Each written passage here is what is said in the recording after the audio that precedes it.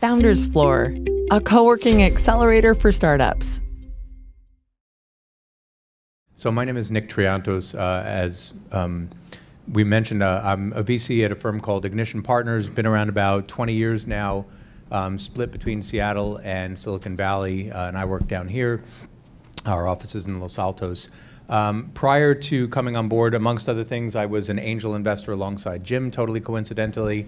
But I started my career as an engineer, founded a couple companies along the way. I've been at a total of 6 startups, had some good luck and some good success. And these days, I'm very focused on enterprise software companies. We tend to invest at Series A. So our typical first check will be anything between maybe about $4 and $8 million.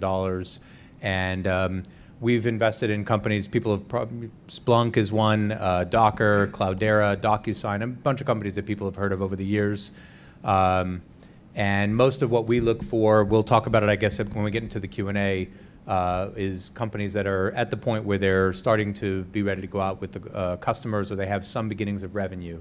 Anyway, I'm very happy to be here tonight. Thanks, Nick. Jim Connor. So I was a colleague of Nick's when he was at Sand Hill Angels, and I'm still there. And I've been through your process. I founded a company. I've had a few very difficult years, and I completely understand and sympathize at times with what you're going through. I was able to persevere through it, and got a nice exit. And then I wanted to just start playing tennis again. And then, lo and behold, you cannot resist the opportunities in the Valley. So I ended up. Now I operate 2 education companies, and then maybe it's my good luck, started being a producer, and I have a TV show now called Game Changers Silicon Valley. So you can all see it at gamechangers.tv. I have to give it that one plug. Thank you very much. Good. Thanks, gentlemen. Wanted to maybe start off by if you guys can maybe talk about one of the investments that either you have done yourself or maybe your firm has done that is something that you're really excited about that maybe has happened somewhat recently. Nick, do you mind maybe starting us off? Yeah, sure. So let's see. Of the ones that we've invested in, one personally that I invested in through Ignition is a firm called Tractable.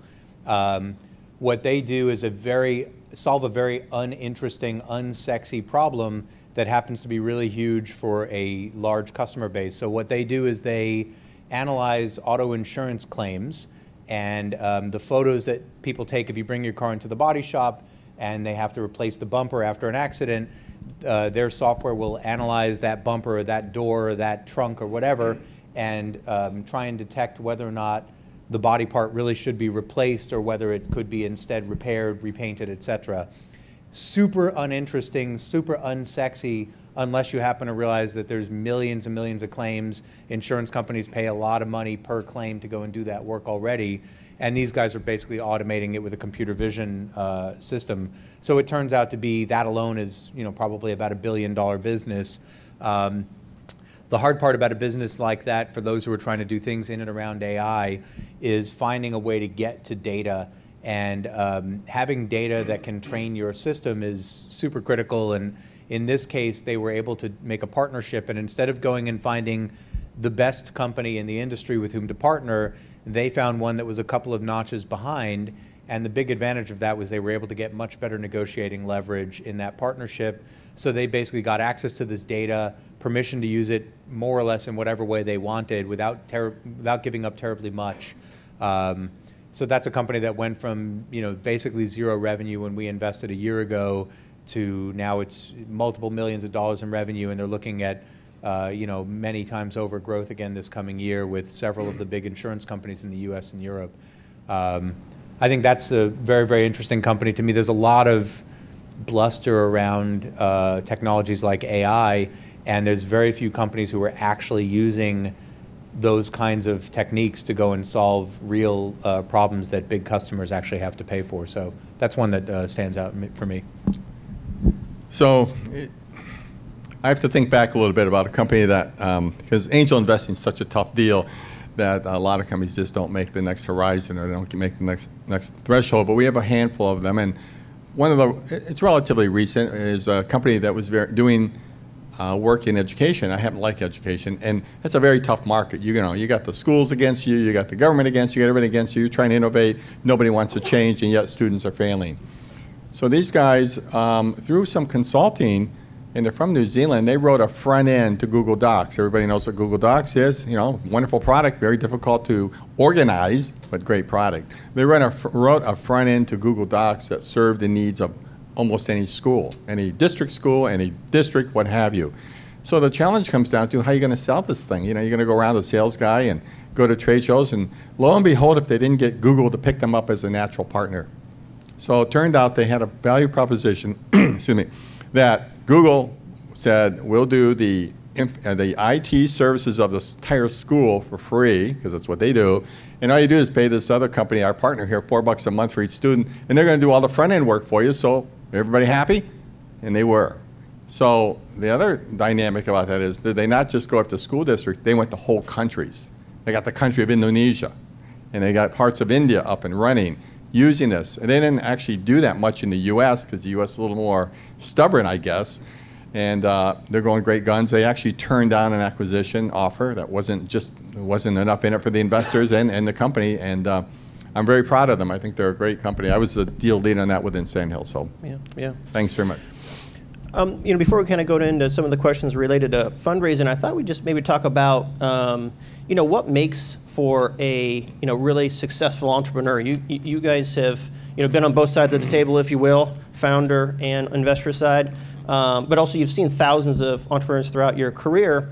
What are some of those kind of key characteristics that you kind of see time and time again that really helps them to, that floats up to the top where you say, you know, these are just some characteristics that make for a successful founder. I can kind of name them type thing. You know, this is a $64,000 question, because I think everybody's saying, well, that's me, right? The reality is you have to know yourself. You know, you have to know what you're good at and what you're not good at. And that's a really important thing. Everybody says, oh, you got to be smart. Yes, you got to have domain knowledge. Yes, you got to have leadership skills. But, you know, you got to know yourself, first of all. And if you are able to know yourself and reach out and show people to be more successful joining you, not working for you, but joining you, and they understand that, and they'll be more successful joining you than they will be going at it on their own and, you know, working for another company. You maybe will get some leadership out of that. You know, you do have to be technically strong, but you got to know what you're good at, and you have to recognize what you're not good at. And when you're doing everything in a small company, you know, you don't know what you're good at. You know what you hate, and you know what you like, but the stuff you hate is the stuff you got to be good at, and that's a challenge. So I think it's a lot of other things, which and Nick can go into also, you know, the perseverance, all this, but the work you do has got to be fun. I just say that. You must enjoy the work you do. That's about it right there. Yeah, I mean, I guess the only things I'll add to that, for those who are new to being a founder, it is generally a really lousy job. You know, the truth is that most of the time things don't go perfectly well. You know, even if you are named Larry or Sergey or, you know, Mark or Steve or whoever, Ilan, a lot of the time, the vast majority of the time, you're dealing with crises, you're dealing with things that don't work out the way that you had initially planned. And so just being able to sort of deal with that and adapt to it is really critical. And then Jim, I think, touched on it to an extent, that being an exceptional cheerleader or recruiter for whatever your vision is matters a tremendous amount. You're spending almost all of your time. The one common thing that a founder really has to do is be able to pitch their vision for what it is that they see in the world and why it is that their company should exist. And either you're pitching it to investors, you're pitching it to customers, you're pitching it to people you want to bring on board at your company who today have a lot of options. They can go work for, you know, a ton of other companies here in the Valley. The unemployment rate here is minuscule right now. I'd say that most days, so I've been a founder at 2 companies, and one I was CEO. I've been a CEO at another company as well. I'd say if you just count up the number of days that were good and the number of days that were bad, it greatly outnumbered, the bad days greatly outnumber the good days, and that's the reality. But when it's good, it's really good. It can be great. It can feel incredibly rewarding when a big bank calls you and says, we've decided to buy your product, or when your product gets back data from a clinical trial that you ran and all of a sudden it looks like your technology is going to work. you know, and I will say, I've heard a lot of times people used to tell me, don't give up. You know, sometimes it's not the right answer. Sometimes the right answer is you actually should not give up, but, you know, find something different to do with your passion, because the thing that you're working on just isn't working out. If you keep banging your head against the wall, eventually you have to look and see, is this because I'm doing something wrong or because the market just doesn't see it yet? You know, maybe you're that person who figured out everyone needed a smartphone in their pocket, but it was 2003 and it was a little bit too early for you. And maybe there's the kind of thing where you can build enough technology, and by 2007, when Steve Jobs is showing people the iPhone, all of a sudden you've got a platform for whatever thing it is that you do that could be valuable. You know, looking back at some of those kinds of changes that have happened in the world over the past maybe 5 or 8 years, there's been a lot of blockchain people, for example, who in 2010, 11, 12, or 11, 12, I guess, were talking about blockchain, and most of us didn't know what the heck they were talking about, and now they're all probably billionaires. So, and I wish them all the best. Yeah. And there's a lot of highs, a lot of lows, you know, high highs, low lows. The reality is that what you read in the media, there's never an overnight success. There's always something to the backstory to that, you know, and there was a lot of having to soul search and dig deep at the very early stages. So you can see that with everyone that you would think to be a success now. So, you know, talking about the fundraising process a little bit, you know, for companies that are fundraising now that will be in the future, you know, kind of starting just from the start, what's the best way to reach out to investors? How to reach out to them, you know? Is it, you know, direct email? Is it events like this? What do you guys see to be the most effective way, you know, to help these individuals, you know, be efficient with their time and know what to do? Yeah, I mean, I'll just mention, for me at least, sending me a random LinkedIn, I just don't see them because I get enough of them that I honestly filter them out and I just don't read them. So that's probably not the right answer, nor would be sending me a, you know, a unsolicited email. Sometimes I do read those, but honestly, they're just the likelihood of me being able to read it in enough depth to really understand the subtleties of what it is you're trying to do are pretty low likelihood. So you got to do these kinds of events. You got to come out and meet people and, you know, sort of press the flesh a little bit. I hate that term, but that's kind of what you have to do, is just get to meet people and talk to them and hear feedback and read their facial cues and see, why is it I'm making so much eye contact with you? It's because you have a really lovely jacket, by the way, sir. But anyway, you know, I'm totally kidding. It's a nice jacket, though. But you know, the thing that matters is, you know, is this person really engaged in the conversation? Is this something they care about? The other thing is, you know who that person is who you're talking to. If you're going to some event because specifically, for example, there was the event you mentioned where someone from Emergence will be here. Great if you guys want to come back and try and pitch the person from Emergence. You should just be aware of what kind of things does Emergence invest in. If you're doing some kind of drug development thing, honestly, he probably just knows nothing about it. There's zero chance of it being of value to you nor him to try and pitch him. But if you're doing something in enterprise software and you kind of fit within the other criteria of what that firm looks for, which is almost exactly what our firm looks for, great. Then I'm sure they're going to be very, very happy to have that conversation with you. So. Oh, great points. Well, I'm going to give a slightly different approach to this because it needs to be different. I'm going to say that you are essentially in the business of selling something, yourself, your product, your business. And when you go to see a customer, when I would go see a customer, when I used to sell software, $50,000, and that was, you know, 20 years ago, was a lot more money than initial license, I knew a lot about the customer. I knew a whole lot. I knew their budget, I knew where they spent, I knew how they made decisions to the extent that I could get it. Today, all this information about investors is completely public. So, you know, you could look up Nick in LinkedIn, you could look him up in any kind of search, Google, and you can find out what school he went to, what sports he plays, where he lives, more or less, what his investments are. You can go to AngelList, you can find us, and so you know ahead of time if you're wasting his time with your story, because you're wasting your time if it's not going to hit him right. Maybe he would refer you to somebody else, but that's another story there. And if you're looking at me, find out what my interests are now. To make the connection, just come up and talk about something of our common interests. I'll ask you, what do you do?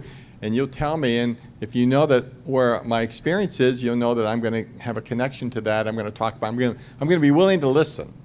And a lot of times people come up and they tell me something about life science. I know nothing about life science. So they'll talk to me about this latest, greatest thing that's going on in the capillaries of blood. And I'm immediately gone. I'm immediately thinking, when can I get to my email, that kind of stuff. So do some research. I'll make this short.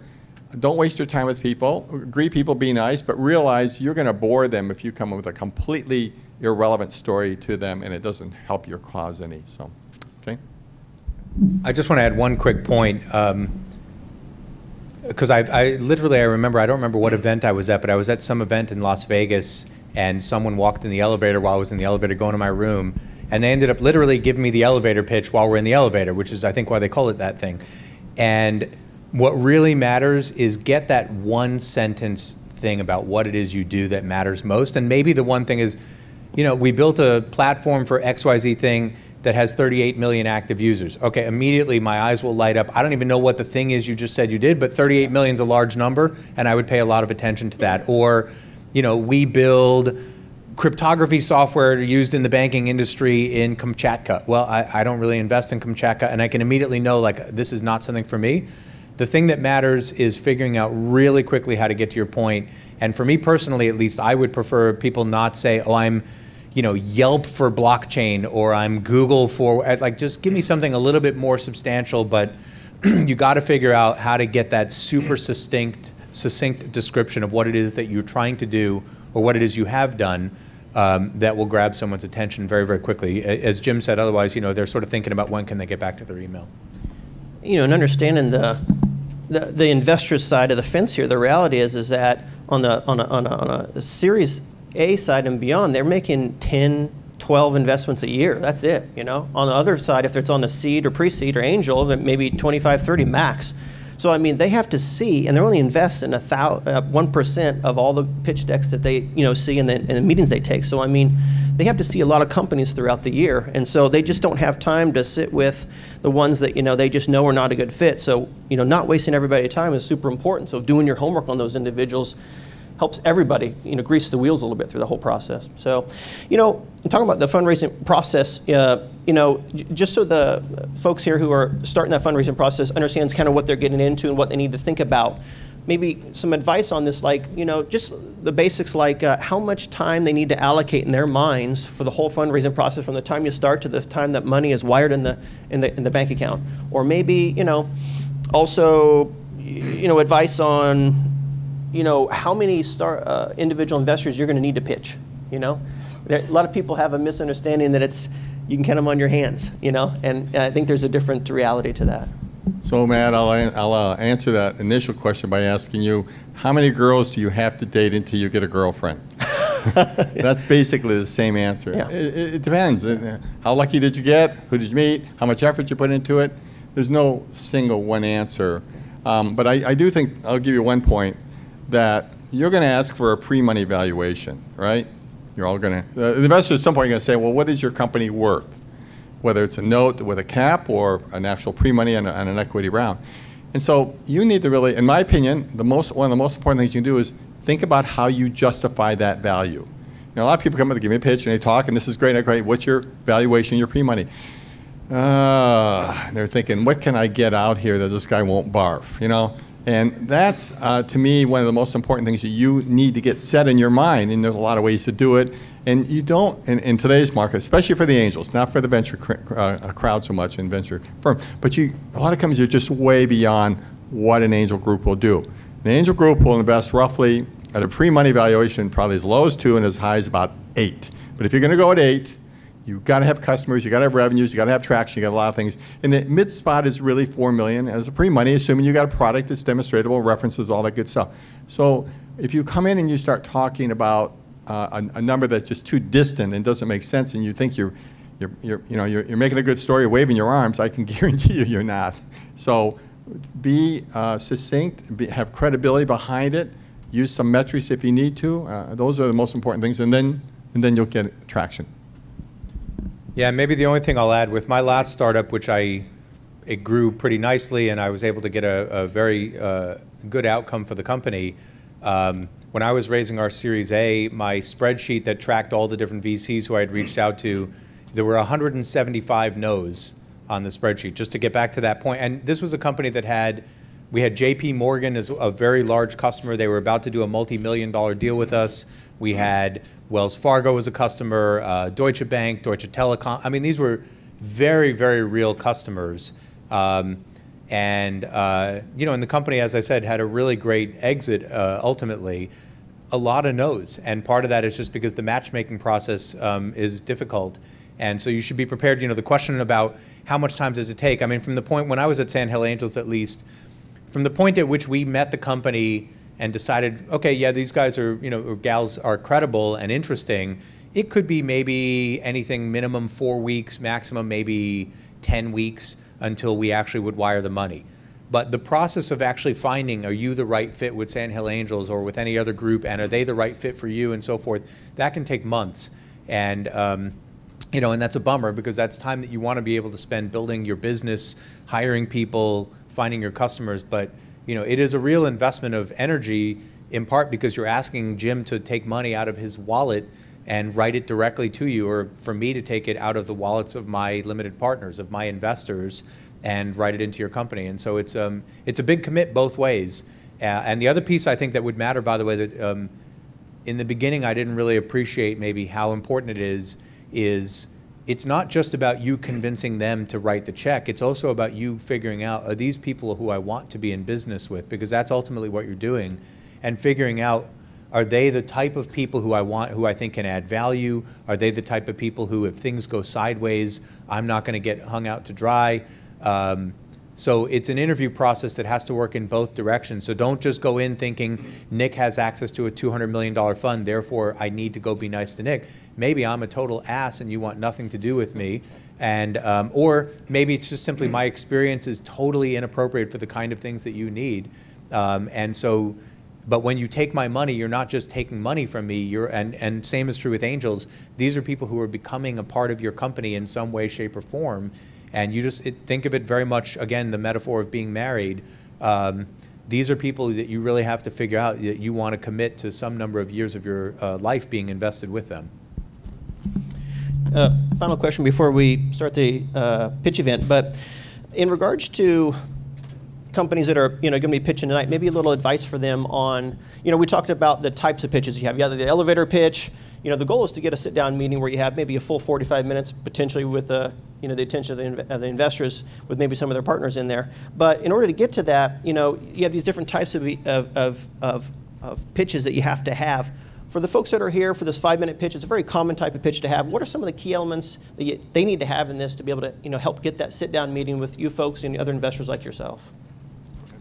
I mean, I'll just say, lead with something really impactful, because especially when there's a group of people pitching, I've been to some of these events where there's 20 different groups who are pitching in one night. By company number 13, they're all a little bit of a blur. But if there was one of them who said to me, again, that 38 million users or whatever, we invented a new kind of physics. If there's something really clever that you've come up with that you think really is impactful on the business, not, oh, I wrote this line of C++ code that's really interesting, or, that stuff doesn't matter. But the high-level thing that's really going to stand out, I would say lead with that. And then, hi, my name is Nick. I work at a company that's building perfect security for the purpose of XYZ thing, and we have customers in banking today that are, potential $43 million of opportunity for us. Now I can go spend the rest of the 4 minutes and 45 seconds that remain telling you more detail, but like right up front, you heard enough that you could say, all right, yeah, that could potentially be interesting. I better tune in here and not think about getting back to my email. So. And I'll add one perspective to that, and it's my own personal bias. I like a story, and a lot of people will say this, but what happens, as Nick alluded to, when you've had 10, 12, 14 pitches, you can't remember any of them except the one that hit you right, and I have found that among my colleagues, friends, and fellow investors, the ones that stick out are the stories, the ones that are constructed around a story that have a logical situation, problem, resolution. Really simple stuff. Situation, I'm not going to pick anything, but situation, what we found out about it, what research we did, how much did we go and determine this is a viable market before we committed the next 2 years of our lives to develop something? How careful, or do we just not have anything else to do, so we said, hey, let's join this accelerator and come up with some idea and we'll just put it together and go pitch people. That story is so important, and you can't practice the story enough. The more you get in front of a mirror, turn on your cell phone, practice that story, watch yourself, do it to everybody who will laugh at you, because if they'll laugh at you, at least you're getting honest feedback. you'll find ways to work around it. That's my most important thing. Go ahead. Yeah, just one small point. Actually, I think you and I, Jim, are both investors in one company that's been doing pretty well lately. And that one in particular, so this was one from a million years ago. We invested in this thing together. And it's not a tech company. The things I invested in as an angel were tech and a couple of things in life sciences that had particular interest to me. And this was one where two founders came in and they told us a story. And the story was about why it was that they formed this company. It was because the thing that they were trying to do was such a pain in the rear end before the existence of their company and so on. And that absolutely was very, very impactful with me. And it turns out that's probably the best investment I will do in my entire life. And it really, because the reason why they've been able to persevere for that, we did that 2006, I think? 2006, so it's been, 12 years now for these guys. The reason why they were able to persevere for so long through so many ups and downs was because it really had a very personal need for them to go do it. It wasn't simply because they said, well, I bet I could probably make a bunch of money building something that does this. And so I totally agree that that's a super important thing. If you have that story, if there's a reason why, your mom died of XYZ and that's why you're going to spend your life trying to go find a cure for XYZ, that's, you don't want to spend 43 minutes about what a great mom she was and so forth, but, just this has been very personal in my life because XYZ, that's perfect. Or I was an accountant and I worked with this really horrible software and realized, my God, I could make much better version of that software. Great, now I understand, at least you really do understand that space because you were an accountant for a bunch of years. Anything like that is really, really helpful as context.